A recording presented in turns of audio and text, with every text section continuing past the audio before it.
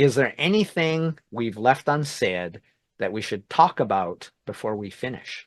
Maybe even just in a closing remarks kind of format, I would say that organizational culture is a powerful tool, not just for the direct impact of those at that organization, but for the community around it.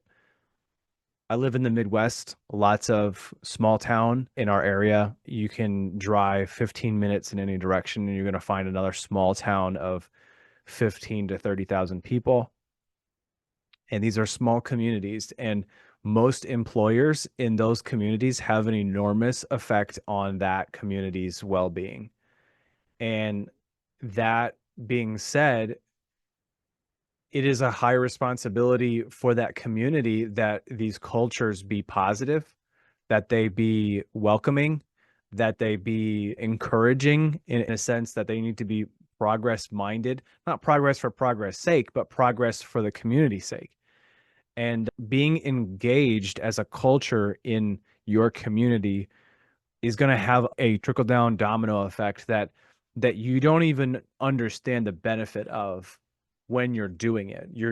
Yes, this might sound like you're doing it for humanitarian or posterity's sake, like, but that is the responsibility of good business. And if we want our young people to be engaged in productive futures, they need to see that it is easy to get into good business, that it is easy to get into a culture that is welcoming their thinking and their questioning, and that it's not just a safe place, but it's an enjoyable place to go and add value. That's the power of a positive culture at work. The converse of that is that the power of a negative culture is going to infinitely undermine the progress of that community.